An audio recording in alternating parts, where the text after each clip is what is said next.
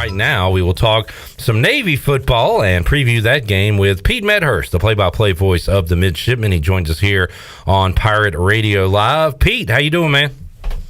Clip, good to be with you, man, as always. Absolutely, and we're going down the schedule here, and another meeting with the Midshipmen. They have been a thorn in the side of the Pirates. It'll be at least a little bit different this year because we will not be seeing Ken Niumatalolo on the sideline. So, Pete, before we get going, can we go all the way back there and rehash that one more time? Just for folks that aren't privy to everything that went down there in Annapolis. So, why is Ken Niumatalolo not the head coach at Navy anymore?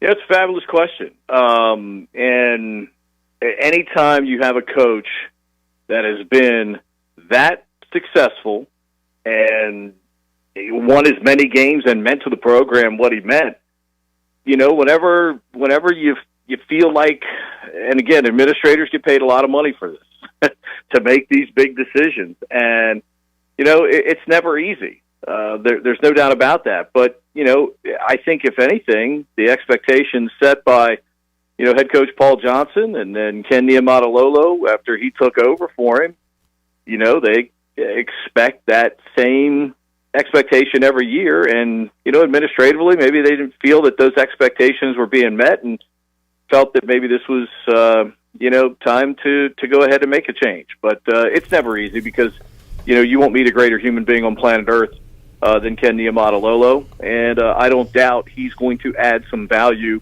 to the UCLA program, helping out Chip Kelly this coming season.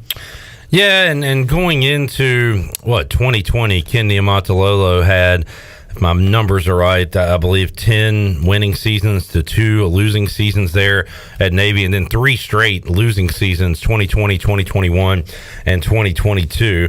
So just not used to seeing those numbers for Navy under Ken Niumatalolo. Brian Newberry, who, look, I know the ECU coaches respect the heck out of Brian Newberry. Talked about him a lot ahead of the Navy meeting last year, and that defense held down what was a pretty good Pirate offense all year last year. Navy did a great job against them. So Brian Newberry takes over as head coach. Who's there running the offense? And of course, Pete, we have to ask, will it be the same, triple option offense we saw and that we've seen from Navy all these years? Well, considering we haven't really, we had spring practice, but we haven't had a practice. And, the great thing about college football is, we don't get 3 exhibition games like the NFL does. So we really don't know what it's going to look like. I'm not sure they know what it's going to look like in totality until we see, some games being played and some things happen out there. Grant Chestnut takes over, a guy that obviously has run successful offenses before. It's certainly going to be still based with some option attack. I don't think. We're not going to come out here and look like the rest of college football running spread. But we've got some talent in the quarterback room. We're very deep in the quarterback room right now, and whoever wins that job, I think, is going to get a great chance to help Coach Chestnut mold this offense into what they want it to ultimately look like. And I think until they really see that under game conditions, I'm not sure they really know exactly. They have an idea what they want it to look like, but I'm not even sure they know really what it's going to look like at this point. And I think that's, I tell people all the time, and everybody that's asked me about it this offseason, most years I have a pretty good beat on what this team is going to look like.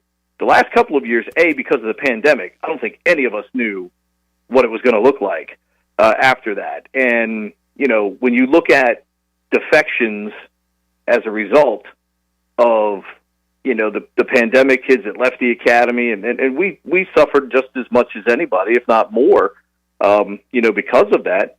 And, you have to try to adjust on the fly. And, an injury to Ty Levitai didn't help as well at quarterback. So, over the last couple of years, we've been trying to piece this thing together around injuries, around player defections, and, it was what it was.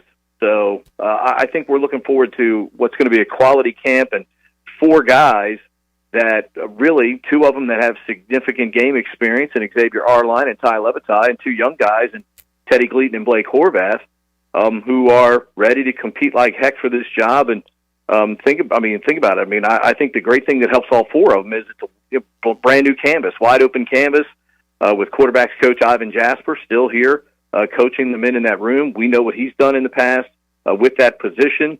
And certainly the person that will win that job is going to earn it, because this may be the deepest competition we've had in quite some time at the quarterback spot. Talking to Pete Medhurst, play-by-play voice of the Navy Midshipmen here today on Pirate Radio Live. Pete, East Carolina has not won a season opener since 2016. Kind of crazy to think. You got to go all the way back to that year when the Pirates beat Western Carolina. Navy has lost 3 straight season openers, and they have been, head scratchers. A couple of blowouts in there to BYU and Marshall, then losing to Delaware last year. So, Pete, you say you don't know what this team's going to look like this offseason. You probably haven't recognized that team you've seen in season openers the last few years, because they've come out and looked a lot better as the season's gone along. But that has been a bit of a bugaboo for the Midshipmen here of late. Well, I mean, you look at the last 2 years, and analytically, I mean, the team went up and down the field and just didn't finish drives, couldn't score, which is crazy. You look at that Marshall game, it's one of the more statistical anomalies that you'll ever see in a football game.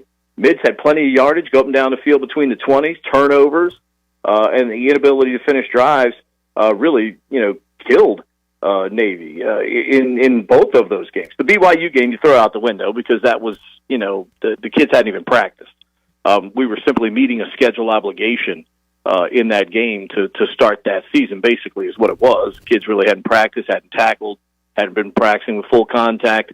So, I'll throw that one out. The last 2, though, I mean, you go up and down between the 20s, you can't finish drives. Give Delaware a lot of credit. They bowed their neck enough in between, the 20-yard line and the end zone. And let's face it, red zone defense, if you play it, you're going to give yourself a great chance to win a lot of football games. And, Navy, ironically enough, has done that a decent amount, certainly since, Brian Newberry took over on the defensive side. So we all know, I mean, 7 beats 3 every time, 7 beats 0 every time, 8 beats 0 every time. No matter how you slice it up, when you score in the red zone, the more points you score in the red zone, the better your chances to win are going to be. And if you can stop people in the red zone, you're going to win a lot of games. I mean, football is a real simple game. We complicate it with all this language and the X, the Y, the Z, and, all kinds of fancy names for plays and all that other stuff. But this game is really simple. It's about blocking. It's about tackling. It's about executing in the end zone and the red zone in both ends of the field. And, the Navy, quite frankly, has not been as consistent in the red zone offensively as they had been in previous years under the triple option. You go back and look at our red zone numbers through the years, the reasons why we've been so successful was we were monsters in the red zone. And it was touchdowns. It wasn't field goals. It was touchdowns. We're talking 85% of the time getting touchdowns. And that just hasn't happened the last couple of years, and thus the Mids have been playing catch-up in a lot of games and lost a lot of close games as a result of it.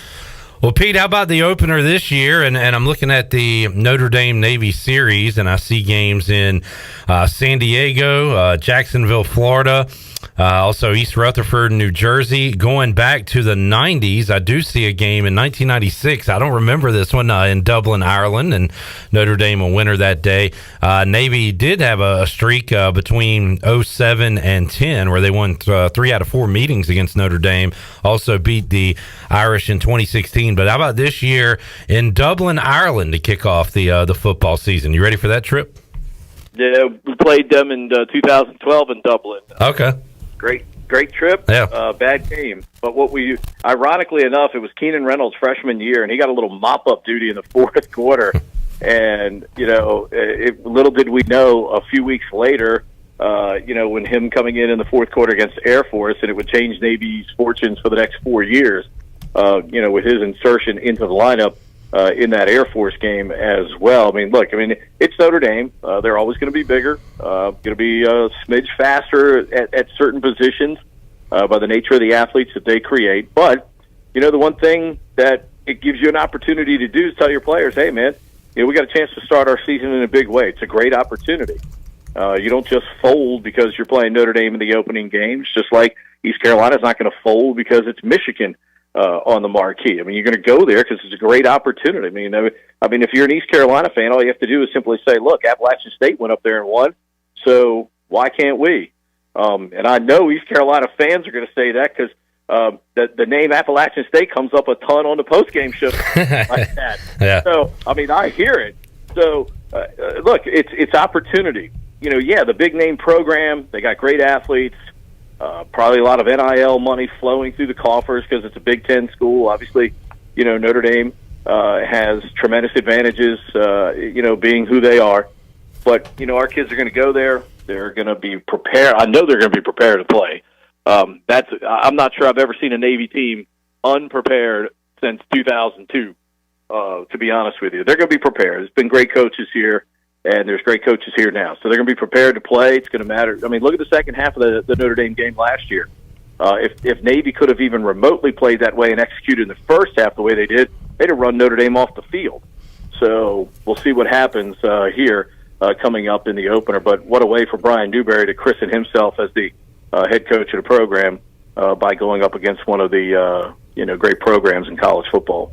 Well, Pete will not be making the trip to Greenville this year. It'll be ECU at Navy coming up on November 18th. You will see kind of the other side of the state, though, Pete, with the trip to Charlotte. Looking at your schedule, some newcomers in the AAC on Navy's schedule. North Texas will go to Annapolis on October 7th. The week following that, you guys will go to Charlotte. You also will welcome in UAB, so you'll get a little taste of this new AAC. What do you think about the new teams? And you avoid UTSA. I think that might be a good thing, Pete, because they are looked at as one of the teams that could win this league this year. Yeah, Frank Harris playing in look, Frank Harris is like Holt Naylor. Yeah. Played a ton of college football and staying in one place to do it. That's what I mean, Frank Harris could have easily shipped off, I think, to somewhere else for one more year of football had he wanted to, just like Holt Naylor's could have. But Holton chose to stay there at East Carolina last year, and Harris is doing the same thing at UTSA this year. And look, I mean, they've done a great job in a short amount of time, relevancy, in Division I and playing football. But I think it's probably good that that's one of the teams that Navy is missing this year, because it's going to be a very experienced group. And when you're trying to do a lot of new things the way Navy's going to be, that's probably good that you're missing a team like that. Navy and North Texas have one of the greatest games in college football. Navy winning down there 74-62 under Paul Johnson in one of the wackiest football games in college football history that afternoon down in North Texas. Obviously, we're all going to be interested to see what Trent Dilfer does as a head coach now at the University of Alabama, Birmingham. Obviously, Bill Clark laid a great foundation of work for that program. And, the bad thing for Bill, and you hated to see this because he's done so much there, you hate to see the fact that he didn't really get to see this all the way through now with this, emergence of the program after, basically the program went away. He brought it back, did a great job with it, has now built it to where they're obviously going to be in a much better position in the American. So I'm fascinated to see how the new league works out. But when all is said and done, I think UTSA, I think certainly, and look, let's go where the quarterbacks are. Tulane, Memphis. I mean, these are all teams. These three teams that got massive experience and great talent at the quarterback spot, and that's usually where in situations like this, that's where teams are going to find. You're going to find a lot of the wins with the teams that have tremendous quarterback play. Talking to Pete Medhurst, and Pete, I always ask when we talk to the opposing teams' play-by-play voices about the transfer portal and NIL, and Navy is unique when it comes to other places, obviously. So, how much do those factor into where you are? Are there NIL opportunities for the Navy, the midshipmen athletes? What about the portal itself, and how active is Navy getting guys out of the portal, or do the kids, want to go elsewhere and not have that regimented schedule that the athletes and students have and the officers at Navy? What's that like for you guys over there? Well, I mean, for the portal's pretty much a one-way street. Out? Yeah, out, not in. And there are no NIL opportunities at the Naval Academy. So, again, you're talking about, anytime a service academy going forward in today's college football environment wins football games, they're doing it at such a gigantic disadvantage. Granted, can we take more kids, than the, quote, 25 scholarship limit that, college football has? And obviously over the last couple of years, that's been expanded because of COVID and rosters that are much bigger than they've ever been. But, I think anytime you see a service academy finish 500 or better in today's environment, depending on the schedule that they play. I mean, let's face it, in terms of the grand scheme of things, Navy and Air Force play a different schedule than Army does. Army is an independent, gets games against whoever they can get a game against because of how bad it is right now. If you're not in a conference, it's tough to schedule. And you look at their schedule, and their schedule by far is a lot weaker than what Navy and Air Force go up against each and every year because they're in a conference and in tough conferences that play a good level of football. So if you can manage, I think if anytime Navy and Air Force finish 500 or above based on the leagues they're playing in, the rules of college football right now, I think you tip your cap to those coaches and say that's a job well done because the game conspires right now. College athletics conspires against the service academies because of the rules. And, you look at what Navy has done, certainly in the Olympic sports, we do a tremendous job. Our basketball program has been fantastic under Ed DeChellis here in recent years, despite, a sport that completely, goes against the service academies. So, I think overall, when you look at the health of our athletic program and the things that we're able to accomplish in the environment of today's, college athletics, I think, again, when you have 37 sports that you're putting resources in, our rugby team just won a national championship. It's really tremendous to see what this athletic department accomplishes, considering how much right now college athletics conspires against the service academies, who are definitely not playing on a level playing field. There's no doubt about it. Man, yeah, that's interesting perspective. Pete Medhurst joining us here today on Pirate Radio Live. Jamie on YouTube has a question, Pete. He said, can a player transfer out if he's committed to the Navy? Does he not have to fulfill his, enlistment requirements? How about that? The rule on that is if you sign up, basically what they call you sign your papers, which is the first day of your junior year. If you're there, first day of your junior year of school, you sign your papers, and usually you have to, meet the service requirement, which is 5 years to the Navy or Marine Corps following graduation. From time to time, people get disqualified because of medical conditions that are covered or uncovered or something like that, and someone is out. But otherwise, you can play your first 2 years, and then you can decide at that point, hey, maybe I'm not quite cut out for this. I gave it a shot, and thought I could make it happen, but not. And you're able to transfer out without any obligation. But as soon as you sign those papers for the first day of your junior year, you're usually committed for the 5 years following graduation to the United States Navy or Marine Corps, whichever career path, and there are several now.